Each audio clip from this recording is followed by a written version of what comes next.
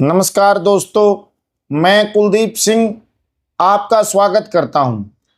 आज हम बातचीत करेंगे एक और शख्सियत के साथ, एक ऐसे इंसान के साथ जिसने पिछले कई दशकों से देश और प्रदेश के मजदूर वर्ग को संगठित करने में अपना जीवन लगाया।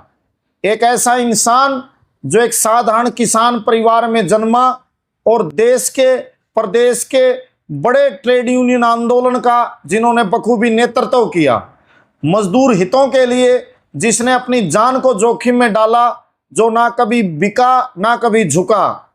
एक ऐसा इंसान जिसको आज भी आप देख सकते हो, तपती गर्मी में ठंड के बीच किसी धरने पर, किसी आंदोलन के आगे, जिसने पुलिस और गुंडों के दमन को सहा।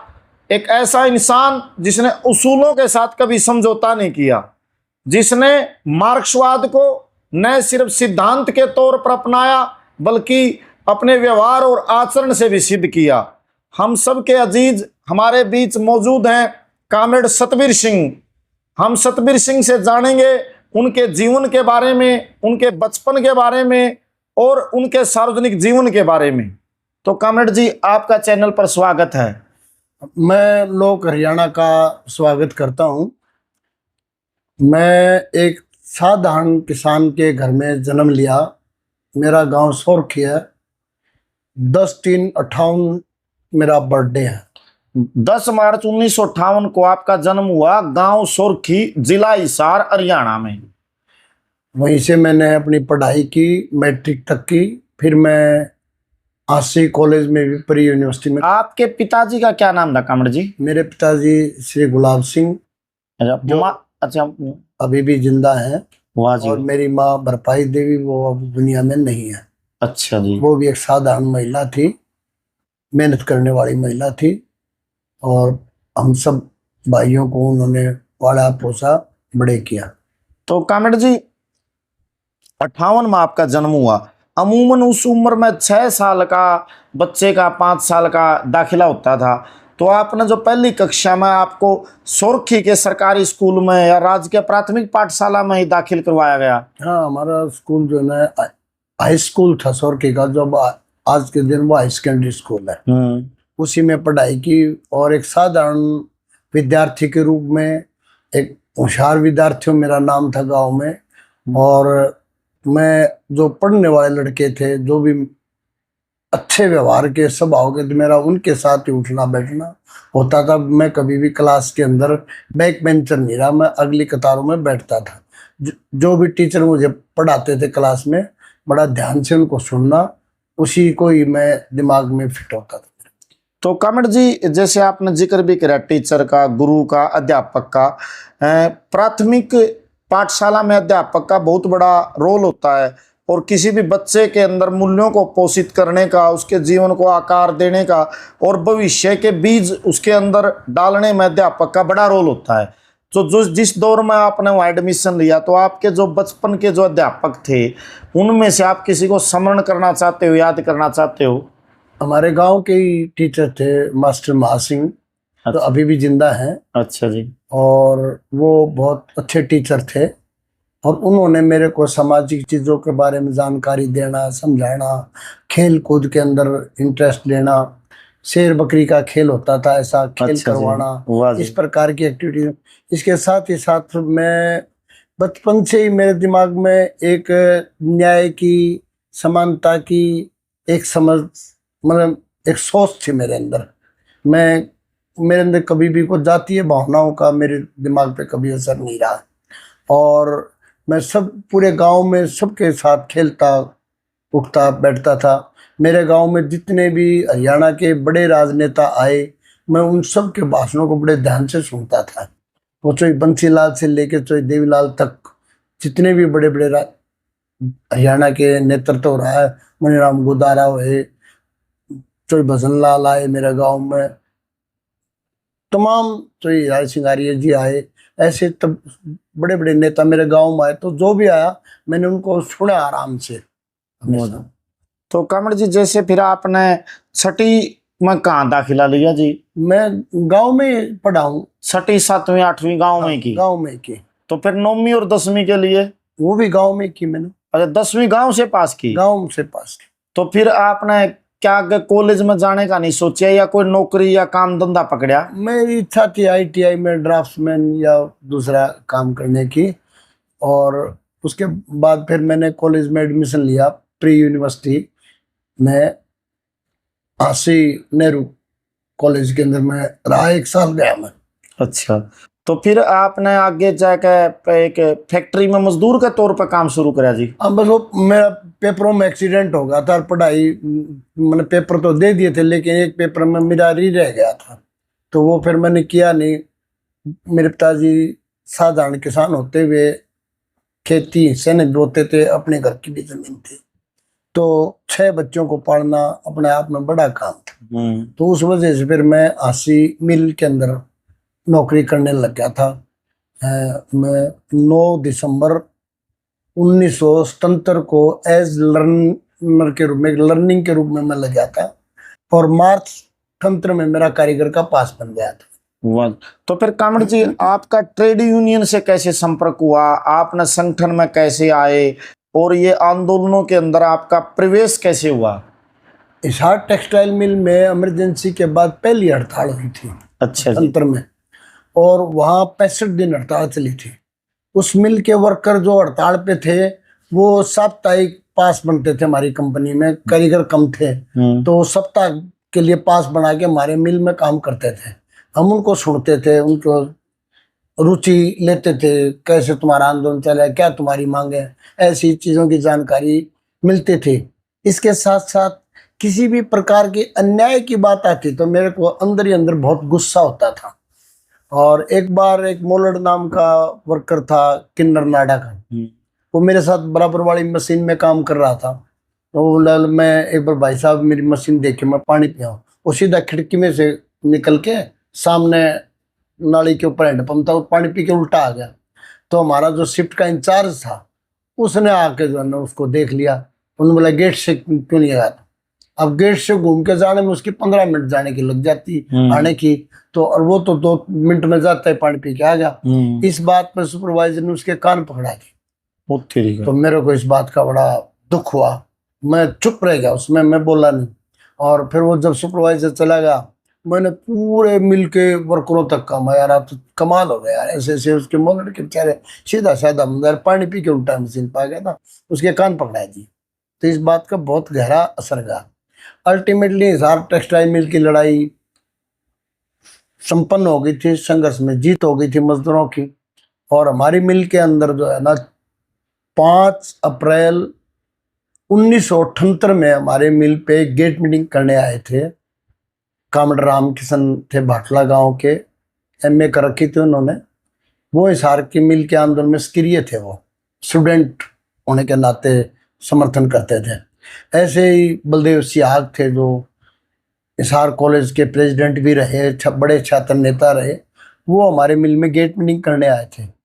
तो हमें पता लगा वही यूनियन की गेट मीटिंग हो रही है, तो मेरी शिफ्ट उतरने वाली थी। तो मेरी शिफ्ट में मैंने एक एक वर्कर को कहा कि बात सुना यूनियन खातिर कोई मीटिंग हो रही है, सारे डटती हो, कोई जाइयो ना। तो पूरे वर्कर को वहाँ रोका, फिर उन्होंने अपने भाषण दिए, बातचीत रखी। तो उसके बाद चाय वाय पी के वो जैसे चल पड़े, तो मैं पैर दबाता हूँ उनके साथ साथ चल पड़ा। आशी पुराना बस स्टैंड के पास एक किराए पे दफ्तर ले रखा था। मैंने कहा, भाई तुम तो मजदूर तो को नहीं, क्योंकि ये मजदूरों की इतनी बात तुम्हारे को कहाँ से पता लगी, तुम कहाँ से बोल रहे हो? फिर उन्होंने कहा, हमने पढ़ते हुए ये तमाम चीज़ों को देखा है, सीखा है, हिसार मिल के मजदूरों के स्ट्रगल को देखा है, तुम्हारे मिल की भी हमने जानकारी ली, तो इस करके हमें पता है। फिर बातचीत करते करते गांव राम का पता किया, एक दूसरे की जानकारी हुई, तो वहाँ से मेरी कामड़ रामकिशन के साथ दोस्ती शुरू हुई। और मेरे को एक किताब दी, रास्ता इधर है। अच्छा, वो किताब थी रास्ता इधर है? हाँ। ये कौन थे जी लेखक इस किताब के? इसके सव्यसाची थी। अच्छा। एक किताब थी उनकी एक ही रास्ता, एक किताब थी भागो मत दुनिया को बदलो, वो किताब भी मेरे को दी। फिर ये तो राहुल सांस्कृतिक हाँ, ये राहुल। हाँ। और एक किताब थी गांव के गरीबों से, सव्यसाची की, हाँ हाँ। हाँ। वो छोटी छोटी किताबें मैंने पढ़ी। फिर मैंने माँ नावल पढ़ा। मैक्सिम गोर्की का। हाँ, माँ। आज मैक्सिम गोर्की जी का स्मरण दिवस है जी। हाँ, ये तो और भी अच्छी बात है कि आज इस मौके पे आप मेरा इंटरव्यू ले रहे हैं। तो गोर्की साहब का पहला नावल मैंने वो पढ़ा, पावल की कहानी। हाँ, हाँ। तो वो माँ की कहानी मेरे को काफी अच्छी लगी। इसके साथ ही फिर मैंने लेनिन की जीवनी, मार्क्स की जीवनी, अलग अलग उनकी किताबें बहुत पढ़ी। इसमें आपकी पढ़ने में बहुत रुचि थी जी। हाँ, उसमें पे बहुत किताबें पढ़ी उस दौर में। और फिर 30 मई 1978 को हमारी यूनियन का चुनाव रख दिया। अच्छा जी। सम्मेलन रख दिया। तो मैंने पूरी तीनों शिफ्टों में घूम घूम के वर्करों का, भाई सम्मेलन में सब बनाना है, कोई रुकेगा नहीं। गवर्नमेंट हाई सेकेंडरी स्कूल है उमरा रोड के पास, हिसार बाईपास जो चौक जो पड़ता 80 में, वहाँ हमारा सम्मेलन हुआ। और हमारे सम्मेलन में हरीश बागी जी CITU के राज्य के सेक्रेटरी थे। वो हमारा सम्मेलन करवा के गए थे। तो उसमें एज ज्वाइंट सेक्रेटरी में चुना गया था। और 30 मई 78 को हमने हमारे मिल के ऊपर झंडा गाड़ दिया था। CITU का झंडा लहरा दिया। CITU का झंडा। तो वो सफर उस दिन से शुरू आज तक जारी है। उसके बाद फिर मैंने कभी पीछे मुड़ के नहीं देखा। अच्छा, तो कामड़ जी जैसे आप आए वहां पे, तो जैसे आप वहाँ जो मालिक थे फैक्ट्री के, उनके तो आंखों की किरकिरी बन गए होगे जी। वो मिल असल कोऑपरेटिव की मिल थी, गवर्नमेंट अंडरटेकिंग थी, लेकिन वहां भी शोषण बहुत था मजदूर का। हमें केवल 245 रुपए तनख्वाह मिलती थी। तो हमने कहा भाई हमारी तनख्वाह बढ़ाओ। ये 245 रुपए महीने की तनख्वाह थी जी। हाँ, उस टाइम पर खैर बहुत वैल्यू थी। तो लेकिन उसके बावजूद वो कम थी हमारी मेहनत के मुकाबले। तो हमने उस वेतन बढ़ाने की मांग को लेके ओवर टाइम डबल लागू हो, साप्ताहिक छुट्टियां सभी वर्करों को मिले, इसके साथ ही अर्न लीव, कैजुअल लीव, वो सब, और त्योहारों की छुट्टियां, ये सारी छुट्टी लगवाने का मुद्दा हमने उठाया। और उस संघर्ष में जैसे हमने ये आवाज़ उठाई तो उसका एक दबाव बना और ये कानूनी जो चीजें थी हम लागू करवा पाने में सफल हुए। अच्छा, तो फिर कामड़ जी जैसे उस दौर का जो संघर्ष लड़ा, अपना आंदोलन हुआ, आप बताते भी हो जैसे भाई मतलब मालिक को ना तोड़ने की भी कोशिश की होगी, या परिवार ने, रिश्तेदारों ने भी विरोध कराया होगा, भाई यू नौकरी ने खतरा में डाल के कड़ा लाग लिया। हाँ, जब मैं मिल में लगा तो मेरी इच्छा थी टेक्निकल लाइन में जाने की, और मुझे लाइन मिल गई रीलिंग की, स्पिनिंग की। तो उसमें काम करते हुए सारी चीज का अनुभव हुआ। और उसी आधार पे जब यूनियन बनाई तो हमारा रिलेटिव था, नाते में मेरे फूफा जी लगते थे, श्री ऋषिकेश मलिक, वो मिल के प्रोडक्शन मैनेजर थे। तो उन्होंने यूनियन तोड़ने का ठेका ठा लिया। वो तेरी गए। और हम यूनियन बनाने वाले थे। तो उसमें फिर वो सारा संघर्ष आमने सामना आना शुरू हो गया धीरे धीरे। और अल्टीमेटली मैनेजमेंट ने एक षड्यंत्र रचा कि मिल के अंदर आधा घंटा जो ओवर टाइम, जो रेस्ट का होता है लंच का, उसमें मिल चलाने का फैसला कर लिया मैनेजमेंट ने। वो ये चाहते थे भाई एक साथ वर्कर जो इकट्ठा होता है लंच में, वो इकट्ठा ना हो। हम चाहते थे लंच सब वर्कर एक साथ मिले। तो मैनेजमेंट ने नोटिस लगा दिया लंच चलाने का, हमने नोटिस लगा दिया कोई भी वर्कर लंच के अंदर काम नहीं करेगा, हम आधा घंटा सब वर्कर एक साथ मनाएंगे। यहाँ एक लड़ाई शुरू हुई। इसी के साथ ही मतलब मजदूर की एकता तोड़ने के लिए पूर्विया लोकल के नाम से भी षड्यंत्र रचा, स्थानीय और बाहरी का भी। हाँ, ये चलाया उन्होंने। लेकिन मेरा तो हर वर्कर से रिश्ता था। वो चाहे कोई, उसकी कोई जाति थी, कोई भाषा थी, कोई इलाका था, कोई किसी धर्म से था, इस बात का मेरे लिए कोई मायने नहीं था। मैंने एक एक वर्कर के साथ जोड़ के लड़ाई लड़ी। तो उस लड़ाई का असर उन सभी वर्करों के दिमागों पे था। मैनेजमेंट ने वो षड्यंत्र रचा। एक लोकल वर्कर को सिर में चोट लगी, झगड़ा हो गया। उस 5-4 पूर्विया वर्कर में जो मैनेजमेंट के खास टाउट थे, उन्होंने रात की शिफ्ट में झगड़ा कर दिया। तो जो लोकलों में जो मैनेजमेंट के टाउट किस्म के लोग, उन अफवाह फैला दी, देखो पूर्विया ने लोकल मार दिया, लोकल मार दिया। वो अस्पताल में जाके दाखिल हो गया। तो उस बात पे जो बाहरी वर्कर था, उनके घरों पर जाके मतलब गुंडा एलिमेंट्स ने हमले किए, मारपीट की, जातियां की। 110 वर्कर को, जैसे वो में कमरे में खाना बना रहे थे, पका रहे थे, तो उनके घरों पे जा जाके उनके तो आटे में हाथ भरे हुए थे, तो पुलिस पीछे पीछे होती थी, वो उन वर्करों को उठाती गिरफ्तार कर ले जाती कि ये दंगा भड़का रहे थे, ये वो कर रहे थे। तो पुलिस और गुंडे और मैनेजमेंट और सरकार मिलके उस आंदोलन को तोड़ने का, आपने खुद ये देखा कि पुलिस, गुंडे, सरकार और मैनेजमेंट ये मजदूर को कुचलने में तुले हुए हैं। बिल्कुल पूरे तौर पे। फिर हमने देखा 2 दिन हमने कोशिश की, कोई सुने ही कोई नहीं बात ने। फिर अल्टीमेटली हमने अपनी यूनियन की वर्किंग कमेटी मीटिंग बुलाई, साइड मीटिंग बुलाई, और फिर मैंने कहा भाई आज गेट मीटिंग करेंगे और मैनेजमेंट के षड्यंत्र को बेनकाब करेंगे।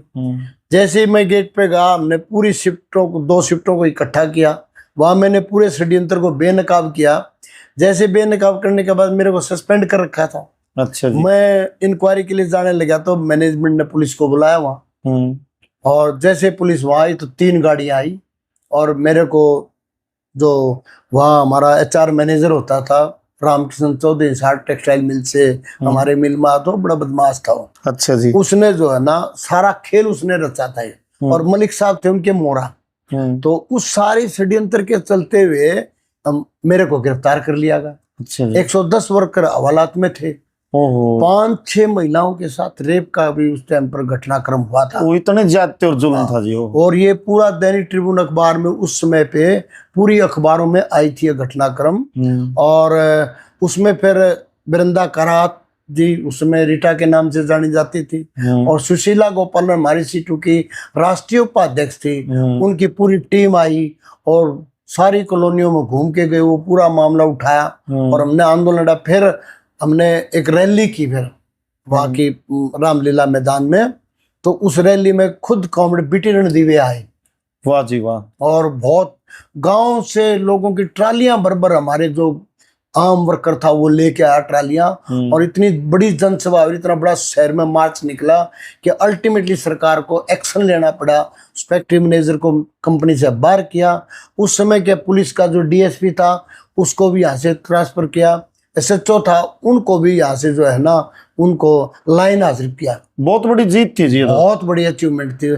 उसके बाद फिर हमारा मांग पत्र का आंदोलन आ गया और ये लंच वाली लड़ाई चली। तो इसमें पूरी, अब मलिक साहब रात की पाली थी, मेरी C शिफ्ट होती थी। मलिक साहब अपने जो चमचे थे, गुर्गे थे, या जो उनके साथ वाले थे उनको लेके वो तो आज मिल में आए, वो ग्रीन वाला बटन दबाते चलते। मैं मेरी पूरी शिफ्ट की कमेटी तमाम हम मिलके जो है ना, जैसे वो ग्रीन वाला दबाते मैं पीछे पीछे रेड वाला दबाता चला गया। अच्छा जी। और ये करते करते करते करते आखिरकार रिंग फ्रेम बड़ा डिपार्टमेंट होता है, तो वहां आके 300 वर्कर इकट्ठा हो गया। मैंने मलिक साहब को कहा, मलिक साहब आप क्यों पंगा ले रहे हो, क्यों बदनामी सर पर बांध रहे हो?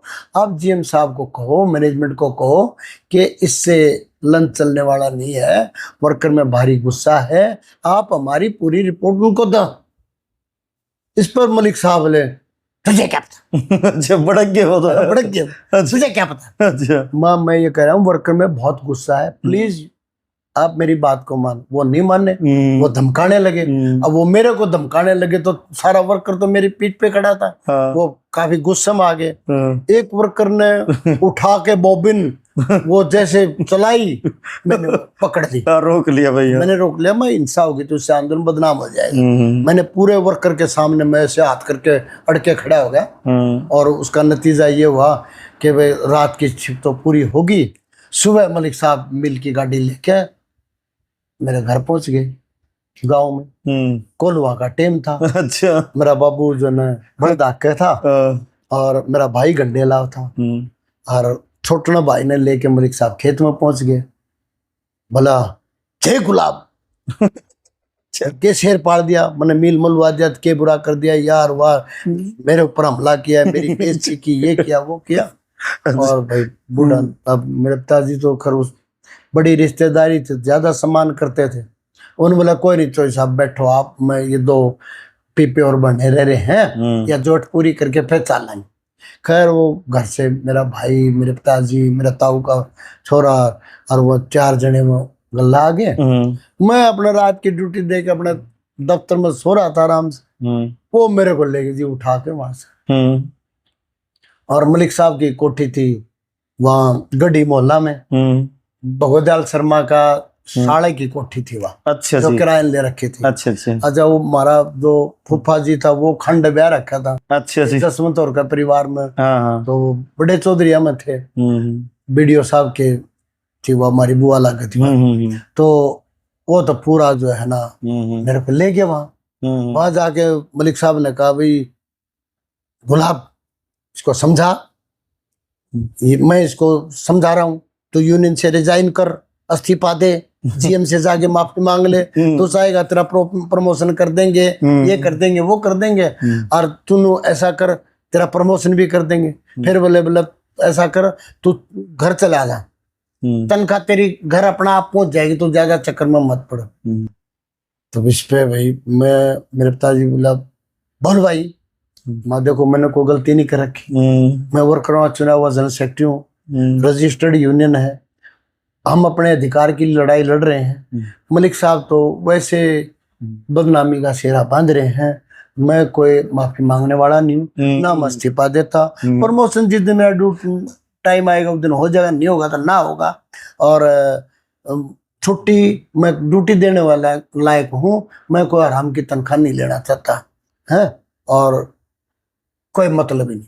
देख ले गुलाब कैसे बोल रहा है। उस दिन मेरे पिताजी चलो भाई रिश्तेदार थे, तो उठ के एक थप्पड़ मेरा जड़ा। ओ तेरी मेरा वो थप्पड़ बहुत याद अच्छा कभी कभी आती है वह। तो खैर अब वो चाय ले आई हुआ मेरी बुआ, वो सब ने चाय ले ली, और मेरा चाय का कप तो मेज पर कर, मैंने किसी चाय पावती मैं तो जो है ना वो गेट की तरफ मेरी निगाह, जैसे उनने चाय ठाई मैं तो डर के पैर कुर्सी पर छलांग मारे, और हंसी की बढ़ती गलियां को लेकर के पुराना अड्डा पहुंचा। ओढ़े भाई जाके जो है ना मैं कामड़ राम सिंह को टोया, भाई मेरे गले तो बड़ी निन्नी होगी, मेरी तो रिश्तेदारी भी खराब होगी, सस्पेंड में वैसे हो रहा हूँ, और ऐसे कैसे काम चलेगा फलाना ठिकाना। हाँ एक बात और कही मलिक साहब, हम तेरे इसको सस्पेंड कर देते हैं, को टर्मिनेट कर देते हैं, और इसने जो है ना गुलाब खेत में ले जा, उसके सर पर पूरी धरिए, सीधा हो जाएगा। मैंने कहा देखो मलिक साहब आप सस्पेंड कराओ, टर्मिनेट कराओ, मैं आपको कभी उलाना नहीं दूंगा, मेरी यूनियन में दम होगा मैं ड्यूटी आ जाऊंगा, नहीं दम होगा तो कोई बात नहीं, मैं भूखा रह के दिहाड़ी करके काम कर लूंगा, लेकिन मैं मैनेजमेंट के सामने को उठने नहीं टेकूंगा। इस पर कहना देख गुलाब कैसे बोल रहा है, जब मेरे पिताजी ने तब लगा कह रहा हम आके फिर रामकिशन को ढूंढा, मैं रामकिशन लेके साइकिल मिल के गेट पे पहुंच गए। रामकिशन को मैंने कहा मैं क्या करा, भला क्या करना चाहिए, वहाँ सारे वर्कर इकट्ठे कराएंगे मिल में चाल के, हमने दोनों शिफ्ट इकट्ठी कर ली, तीसरी शिफ्ट वाले वर्क भी जो बाहर थे नाइट की ड्यूटी वाले सबको रुका देकर मैं गेट पे बुला ली। अब जैसे गेट पे सारा वर्कर इकट्ठा हुआ और फिर मैं बोलना शुरू हुआ, इतने में मलिक साहब आगे गाड़ी लेके मिल में, और वो बड़े चिट्टे सफेद बड़े ऐसे रहते, उनके बाल भी सफेद, चेहरा भी सफेद, कपड़े भी सफेद, वर्कर नु कहते खरगोश आ गया। अच्छा। उनके बारे में से खरगोश मर गया है, मलिक मर गया है। मैं जब भाषण दे रहा था वर्करों बड़े जोश आया, सब वर्करों बाबा देखो भाई बात सुन लो, यह एक स्थिति खड़ी है, तुम कहो तो बताओ, नहीं तो मेरी तो रिश्तेदारी भी गई, सब कुछ गया, और भाई कल को ये हो जाए।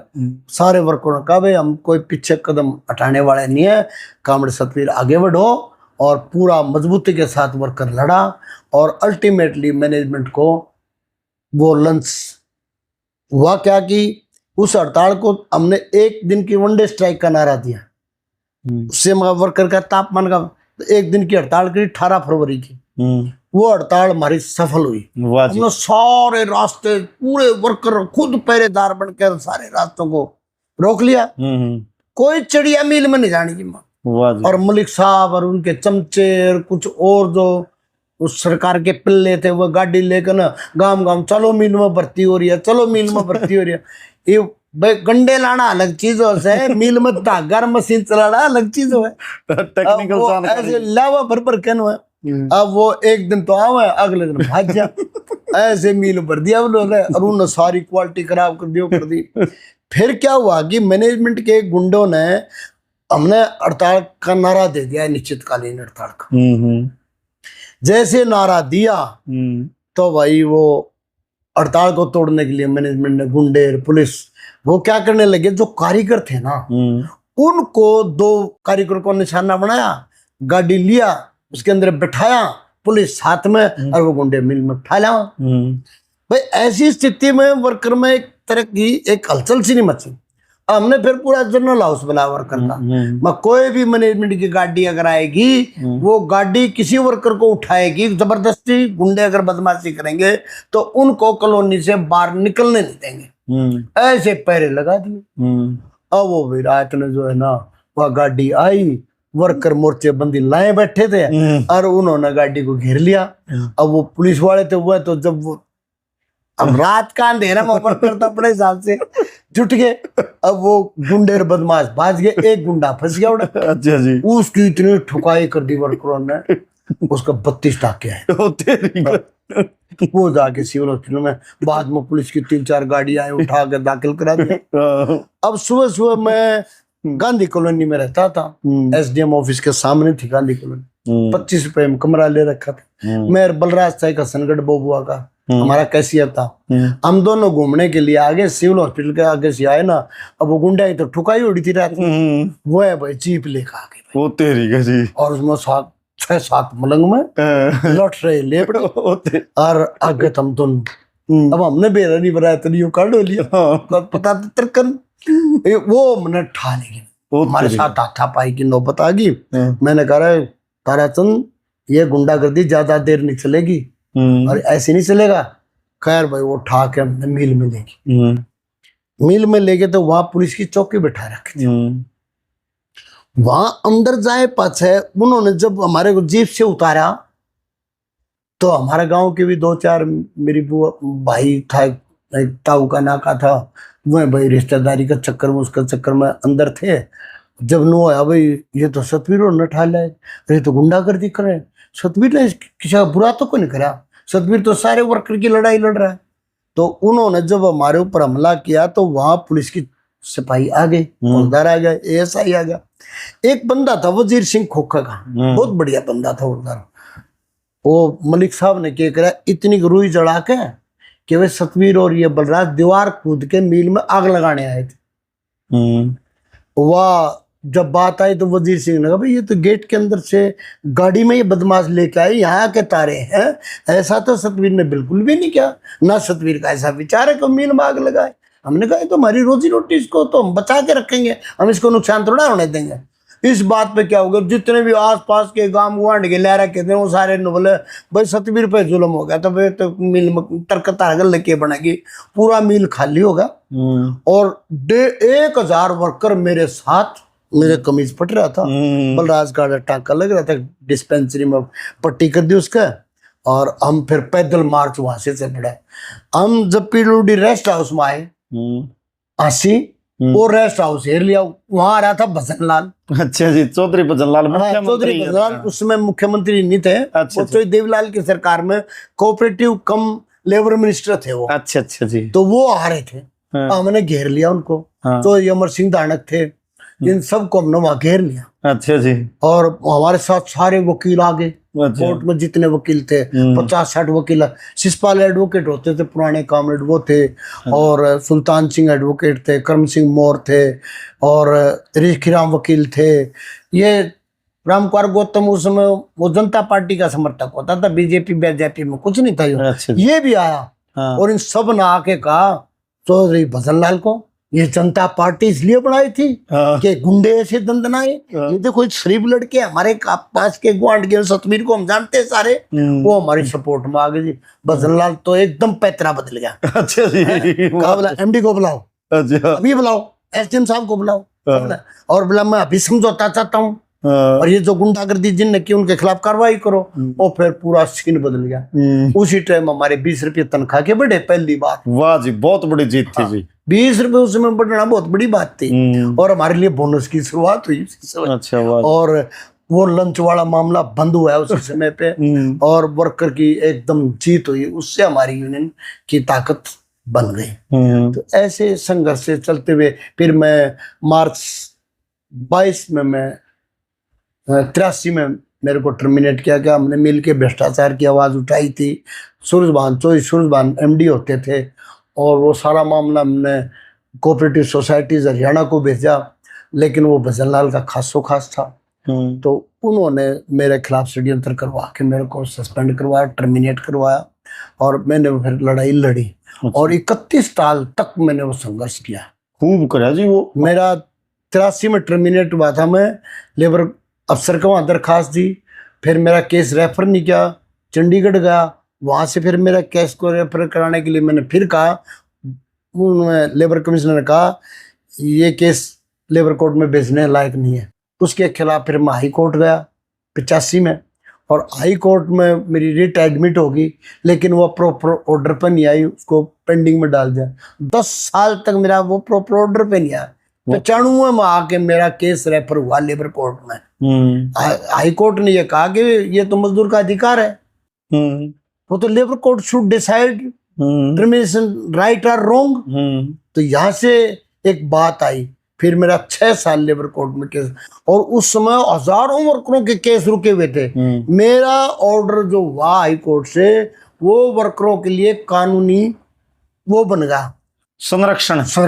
मतलब बंदा हाथ टूट गया। हाँ, वो हजारों वर्कर्स के केस रेफर हुए मेरे केस के बाद। वाह जी वाह। और फिर 6 साल मैंने लेबर कोर्ट में लड़ाई लड़ी और अल्टीमेटली 2001 में 30 मार्च 2001 को मेरा हक में डिसीजन हुआ, back wages 50%, continue service, all benefits के साथ।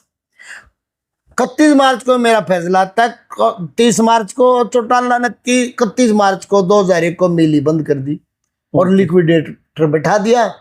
लिक्विडेटर थे सीजन, उसके खिलाफ हमने पहले उसकी भी वो भी कभी बंसीलाल की सरकार में सुरेंद्र के साथ मिलकर उसने किया। चौटाला की सरकार में उसने उसका जो दामाद था मुंडाड़िया कैप्टन, उसके साथ मिलके मेरे घोटाले, एक बंसल होता था हमारा मीलूम अफसर, वो नंबर 1 घोटालेबाज था। तो उनको हमने सस्पेंड भी कराया था। बड़ी लड़ाई चली। आज भी 38 एंट्री है। अच्छा जी। कोऑपरेटिव सोसाइटीज हरियाणा के वहाँ। अच्छा। तो मेरा अकमा वार्ड आ गया, लिक्विडेटर ने बैठा दिया, कंपनी बंद कर दी चौटाला ने, क्योंकि जमीन पे निशाना था, मशीनरी पे निशाना था। उस सारी पे फिर हमने एक आवाज उठाई, हमने संघर्ष लड़ा। वो मिल तो इन्होंने नहीं चलाई, लेकिन जमीन हम मिल के बचा गए और जो मशीनरी थी वो लुधियाना की कंपनी को बेच गई है। तो उस वजह से उस एमडी वही लिक्विडेटर था, एसीजेंट डीसी फरीदाबाद था, उसको लिक्विडेटर बैठा दिया। अब उस लिक्विडेटर को जब मैंने कहा जी ये मेरा अवार्ड है लागू करो, अरे सतवीर तू कैसे आया? बाजी अब तो ये कंपनी बंद होगी, ये मेरा अवार्ड ही तो लागू करो। भाई सतवीर सिंह मिल तो बंद हो चुकी है, award can not be implemented.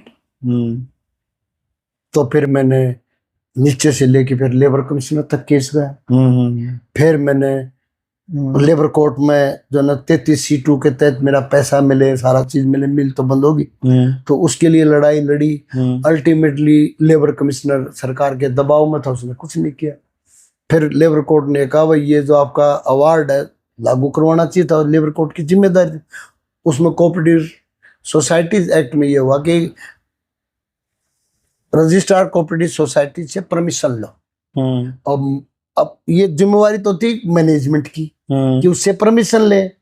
उल्टा मेरे को लेबर कोर्ट ने आदेश दे दिया कि आप वहां से परमिशन लाओ। और परमिशन के लिए मैं गया, रोशनलाल जी सैनी हमारे डीसी रहते थे, वो मैं उनके जाके मैं एप्लीकेशन दी कि परमिशन ग्रांट की जाए ताकि मेरा अवार्ड के पैसे मेरे को मिल जाए। उन्होंने कहा भाई सतवीर सिंह न्याय करेंगे तेरे साथ। 1.5 साल केस लटका रखे। तो तेरी का है। फिर मैंने उनसे कहा सर इसका कोई तो डिसीजन करो। भाई आप तो हमारे आईएएस को टांगना चाहते हो।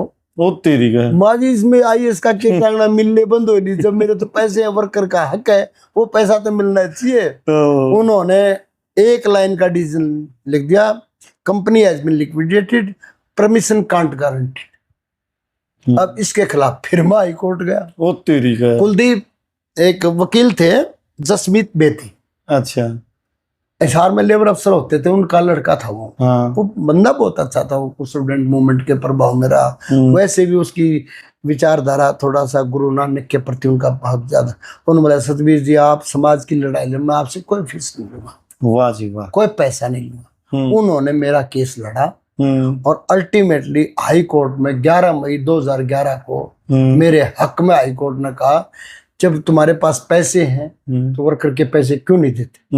तब मेरे को 2,14,955 रुपए मेरे को मिले। ये कितनी बड़ी जीत है। देखो अन्याय की पराकाष्ठा है कि मतलब दशकों तक एक अपने मेहनताने को लेने के लिए एक श्रमिक ने कितने कोर्टों और दफ्तरों के चक्कर काटने पड़े जी। उसके बाद फिर वो आदेश आ गया। हाँ। फिर वो लिक्विडेटर चला गया, नया लिक्विडेटर आया। उन्होंने बोला मैं करूंगा तुम्हारे कत्थर का था वो। अच्छा जी। मैंने कहा मैं आप सियाने अफसर हो, अवार्ड हो लिया, हाई कोर्ट का आदेश हो लिया, मैं कंटेम्प्ट ऑफ कोर्ट का फिर डालूंगा, चक्कर काटते फिरोगे आप लोग। खैर अल्टीमेटली उन्होंने वो सारा मामला आके मेरे हक में हुआ। देखो ये बहुत बड़ी कहानी है ये, कैसी प्रेरणा की जी। एक और बताओ कामड़ जी, जैसे फिर आपने तो ट्रेड यूनियन का झंडा उठा लिया और ये फैसला कर लिया भाई हमें मजदूर वर्ग को संगठित करने का कार्य ही करना है, और ये वही दौर था जब CITU centre of India trade unions का जो एक विस्तार हुआ राज्य स्तर पर, तो उसकी क्या कहानी हुई? उसके बाद आप संगठन में कैसे सीढ़ियों पर चढ़े, आपका संगठन के निर्माण की क्या प्रक्रिया रही? उसमें फिर मैं मिल के अंदर काम करते हुए एक तो हमने किसानों का एक बड़ा आंदोलन लड़ा। अच्छा जी। दरहाना किसान संघर्ष समिति बनाई। पक्के नालों का जो मालिया उगाने का जबरन बंसीलाल सरकार ने उसमें किसानों पर दबाव डाला था, तो उस किसान संघर्ष समिति के आंदोलन में हम मजदूरों ने बड़ा जबरदस्त सहयोग किया था। 90 गांव इकट्ठे किए थे काउंटर पृथ्वी सिंह की अगुवाई में, और शिशु लंबरदार होते थे, एक दिलीपा लंबरदार थे, एक सुजा लंबरदार थे दनाने के। उन्होंने पहल करके सारे गांव को जोड़ा, एक संघर्ष समिति बनाई और उसके अंदर से सीमा आंदोलन हुआ बड़ा जबरदस्त। 700 किसानों ने गिरफ्तारियां दी थी। हमारे मिल के जितने वर्कर थे 80 के 450-55 गांव में वर्करों ने हर अपने अपने गांव में सब किसानों के जलसे करवाना, प्रोग्राम करवाना, पूरा हमने आंदोलन चलाया। अल्टीमेटली चोई देवीलाल आए, रघुवीर सिंह हुड्डा आए, पृथ्वी सिंह आए, आसी में 10,000 किसानों और मजदूरों की रैली हुई। उसके बाद बंसीलाल पे दबाव बना कि भाई ये तो तेरे खिलाफ ऐसा बन गया, तो इसलिए बंसीलाल ने वो मालिया वापस लेना पड़ा था। एक ऐसा आंदोलन में हम पूरे मिल के ये मालिया क्या है जी? पक्के नाले बनाने के लिए जो सरकार ने खर्च किया, उन्होंने कहा देखो हम आपके यहाँ पानी भेज रहे हैं, कहीं पानी टूटता नहीं है, बोले पानी भेज रहे हो तो आपका पानी बच रहा है, इधर उधर नहीं खिंड रहा है। अब किसान का सच्चाई में जितना पानी लगेगा उसका मारो किसान देगा। ये तो सरकार की जिम्मेदारी है किसान की खेत तक पानी पहुंचाए। तो इस तर्क को लोगों ने माना और इस आधार पर लोगों की शानदार जीत हुई इसमें।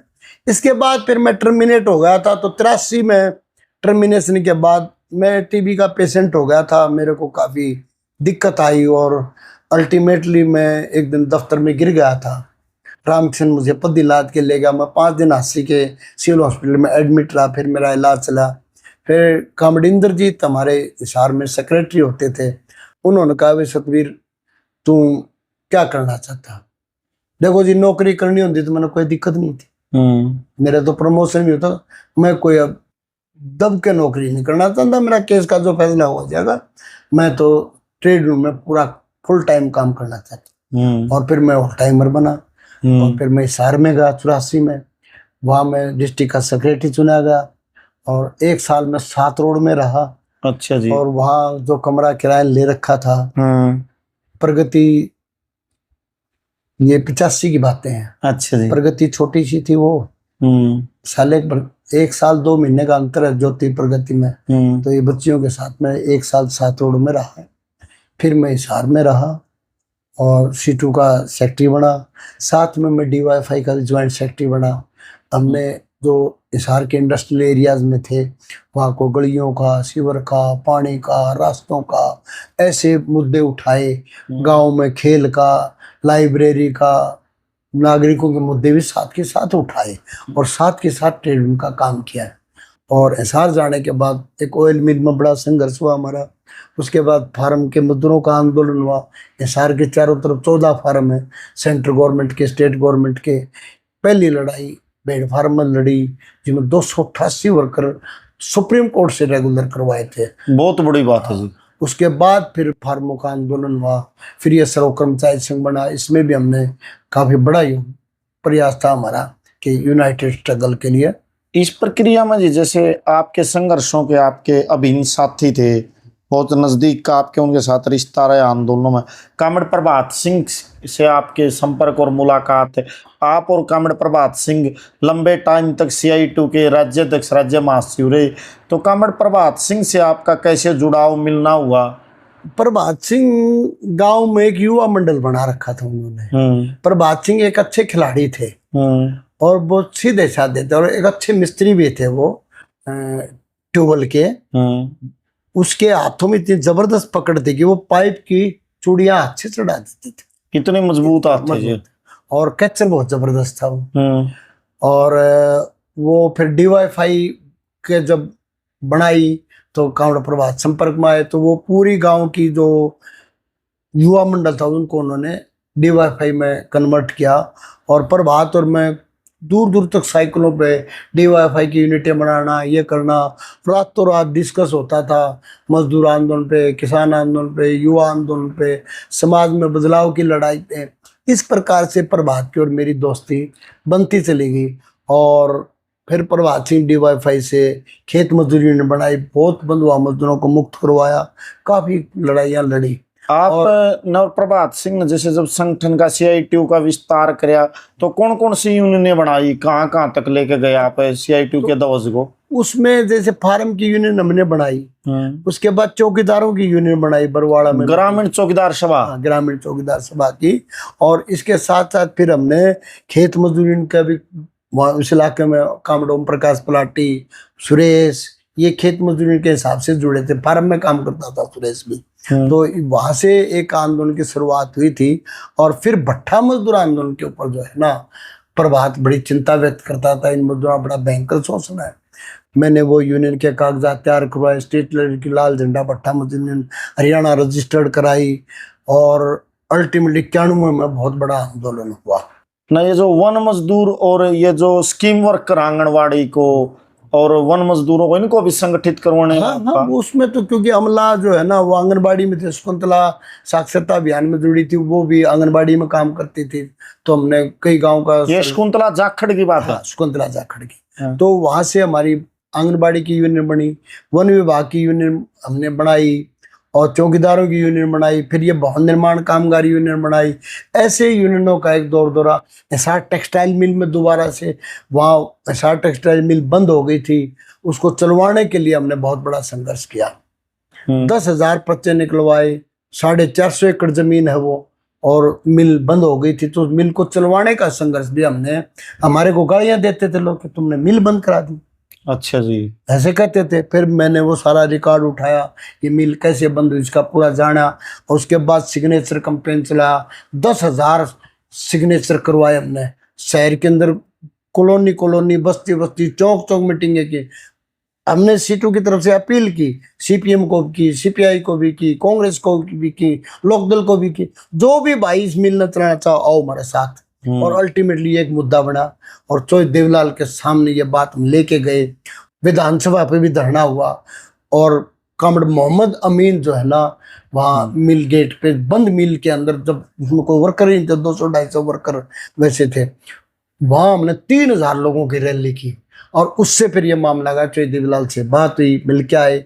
उन्होंने कहा भाई मामला क्या है, युद्धवीर मलिक थे DC, उन्होंने DC से बात की, क्या मामला है ये? अरे युद्धवीर के बात से यार, अच्छा भले अजीब बात तो ये ठीक करें, यह मिल की जमीन इसलिए दी थी कि मिल चलाएगा, तो ये चला नहीं रहा। देवलाल ने कहा भाई नौकरी की 250 एकड़ जमीन है, एक्वायर कर लो। अच्छा जी, ये वाह जी वाह। एक्वायर का नोटिस लग गया। अच्छा जी। उसके 1 महीने बाद तो मैनेजमेंट सीधी होके आ गई अच्छा कि हम मिल चला देंगे। अच्छा, उसके बाद से वो मिल आज भी चल रही है। वाह, बहुत ये बड़ी बात लड़ाई है जी, हमारी, बहुत बड़ी। हमने ट्रेड यूनियन के अंदर ये एक बहुत बड़ी लड़ाई हमने देखो, उसमें लड़के देखी। आमतौर पर शासक वर्ग या नीति स्वार्थी तत्वों द्वारा प्रचार किया जाता है कि कामरेड फैक्ट्रियां बंद करवाते हैं, लेकिन कामरेड सतबीर सिंह ने आपके सामने उदाहरण दिया कि इन्होंने एक बंद मिल को चलवाया अपने आंदोलन के दम पर। तो ये मतलब मैं हमेशा ट्रेड यूनियन की लड़ाई को एक पॉजिटिव साइड से लड़ा और जनता के साथ। भाई हमारे मिल में कोई भी आंदोलन होता था, हम साइकिलों के झंडे बांध के हम गांव में चले जाते थे। ये था हमारा तो नियम। इस प्रकार से फिर खानक पहाड़ की लड़ाई आई, वो एक अपनी जगह बहुत बड़ा बड़े मूवमेंट है। उस पे फिर भी कभी बात करेंगे। एक और बात कामरेड जी, कई बार आप पहले भी बताते थे, वो आपको कभी किसी संदर्भ में किस कंटेस्ट में गिरफ्तार किया था और आपके गांव में भी आपने DYFI बनाई थी और वो गांव के युवा साइकिल यात्रा नहीं निकाली थी, कहाँ पार्टी नेतृत्व के, वो क्या था जी? नहीं, वो जब मैं तो गिरफ्तार कर लिया। किस केस में, किस संदर्भ में? मिल के आंदोलन के संदर्भ में मेरे को गिरफ्तार कर लिया। हाँ। मेरे को तो हवालात में बंद कर दिया। हाँ। वर्करों ने फैसला कर लिया दिल्ली चलेंगे। अच्छा जी, दिल्ली जाने का। मेजर जयपाल सिंह जिंदा थे उस समय पे। हाँ। उनका बड़ा प्रभाव था हमारे। कामरेड मेजर जयपाल सिंह बहुत बड़ा नाम है, जिसने तेलंगाना सशस्त्र किसान विद्रोह में ट्रेनिंग दी और बहुत बड़े स्वतंत्रता सेनानी भारत के पहले मेजर जयपाल सिंह थे। तो उनके पास वो फैसला कर लिया यूनियन ने कि वहां जाएंगे। तो वो जत्था जैसे आंसी से चला, मैं तो गिरफ्तार था। तो सारे वर्कर साइकिलों पर 350 वर्कर साइकिलों झंडे बांध के आए, रात को गांव में रुके। 2 चौपाट थी बड़ी बड़ी, तो गांव में ऐसे चक्र चाल गया, भाई ये कौन आ गया। अच्छा, मेरा गांव में जो ना बचपन का नाम जैसे होता है ना गांव में, रूड़ा कहते थे मुझे। रूड़ा बानिया था पंजाबी।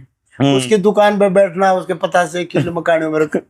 तो गांव में हमारा दादा लगा था जितना, वो बुला रहा है और चौतरे बैठे थे। मैं बोला केस होता सी वो जीता नहीं बोला मेरा दादा कि बोला भाई वो रूड़ा कामरेड हो लिया। अच्छा। उसके बाद फिर मुझे सारा काम कामरेड ही करने लग गया। अच्छा। आज मुझे कामरेड के नाम तो और बहुत सारी बातें वो फिर आगे भी पूरी की जा सकती है ना। कामरेड से हम हर यूनियन के बनने की कहानी जानेंगे और एक अंतिम बातचीत की तरफ बढ़ते हैं। कामरेड, लास्ट का एक प्रश्न है, आज जिस ढंग से आप देखते हो, आपके पास दशकों का, वर्षों का एक अनुभव है, आज जो शासक वर्ग ने सबसे बड़ी चोट मारी है, जो पूरे मजदूर वर्ग का ऐतिहासिक आंदोलनों की कमाई थी, श्रम कानून थे जो 29 से ज्यादा लड़के बनवाए थे मजदूरों ने, उनको कुचल के खत्म करके और 4 लेबर कोड के नाम पर एक मजदूरों के लिए गुलामी के दस्तावेज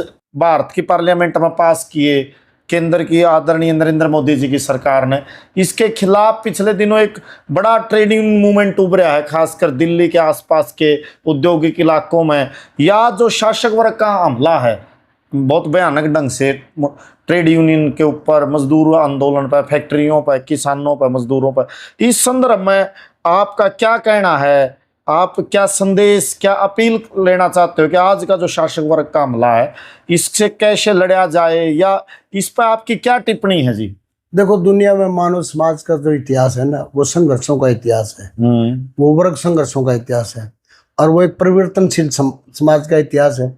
दास प्रथा आई, सामंत प्रथा आई, उसके बाद पूंजीवाद का विकास। पूंजीवाद ने सामंतवाद को खत्म किया है और पूंजीवाद हमेशा प्रगतिशील नारे दे के आता है, समानता के, बराबरी के, भाईचारे के, फ्रेटर्निटी के, इक्वलिटी के और लोकतंत्र के।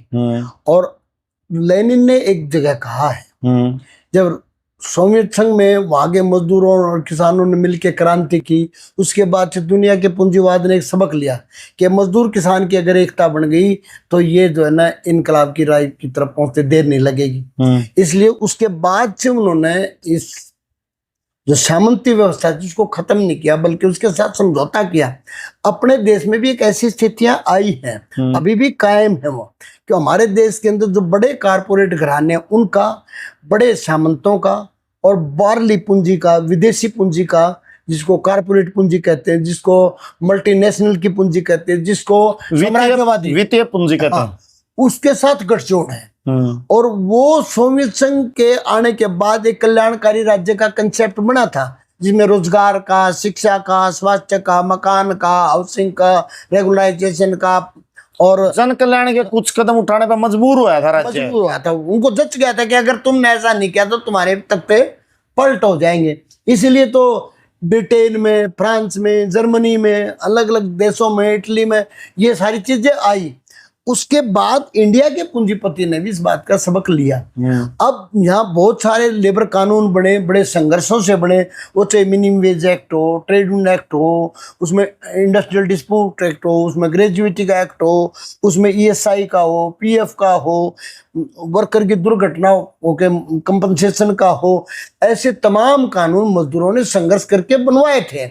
लेकिन आज का पूंजीवाद अपने मुनाफे की हवस के अंदर आके वो मानवीय मूल्यों को ताक पे रख रहा है, और उसी कड़ी में साम्राज्यवाद के साथ हाथ मिलाते हुए कि आओ हमारे यहाँ खुली छूट है, कोई दिक्कत नहीं, आपको कोई ट्रेड यूनियन नहीं आएगी, कोई कुछ नहीं आएगा, सारे कानूनों को ख़त्म करने का, 4 लेबर कोड थोप के 8 घंटे की बजाय जबरन 12-12 घंटे ड्यूटी का, मिनिमम वेज का, लेबर लॉज का, ट्रेड यूनियन अधिकारों का, हड़ताल के अधिकार का, इन सब अधिकारों पर ये हमले कर रहे हैं। इसके खिलाफ मजदूरों ने हड़तालें की हैं, दबाव डाला है। लेकिन आज का जो पूंजीवाद कॉरपोरेट जो जगत है वो सांप्रदायिक ताकतों के साथ तालमेल करके, और जब से बीजेपी रिजीम आया इसने खुले रूप से कॉरपोरेट की हिमायत की सरकार है। ये मजदूर के भले की सरकार नहीं है, किसान के भले की सरकार नहीं है, कर्मचारी के भले की सरकार नहीं है, ना ये नौजवानों को रोजगार देना चाहते हैं। ये पूरे समाज में सिर्फ कॉरपोरेट, मल्टीनेशनल पूंजी और बड़े बड़े सामंत घरानों का ही रक्षक है। ये आम आदमी की कमर तोड़ने पर लगे हुए हैं, और उसमें संगठित जो आंदोलन है वो इनके लिए सबसे बड़ा बाधा नजर आता है। इसलिए आज उनका हमला है। इसके खिलाफ अभी भी हमने 12 फरवरी को हड़ताल की थी, लेकिन ये सांप्रदायिक है, क्योंकि समाज को जात के आधार पे, धर्म के आधार पे, इलाका के आधार पे बांट के, जो अंग्रेज की पॉलिसी डिवाइड एंड रूल, उसके आधार पे, और सत्ता में बाय हुक एंड क्रुक तमाम तरह के साम दाम दंड भेद का इस्तेमाल करके बीजेपी आज सत्ता में है, और उसको सत्ता का बड़ा घमंड है। वो एक तरह के फासिस्ट प्रवृत्ति की ओर समाज को लेके जा रही है। जनवादी अधिकारों पे हमले हो रहे हैं, संविधान की बुनियादी चीज़ों पे हमले हो रहे हैं। इस संविधान को भी खत्म करने का और एक तरह की मनुवादी व्यवस्था को थोपने का इनका चल रहा है। इसलिए सोचते हैं कि मजदूरों की आवाज़ को दबा लिया जाए, लेकिन ऐसे आवाज़ दबा नहीं करती। अब मिनिमम वेज पे एक मजदूर की लड़ाई हुई।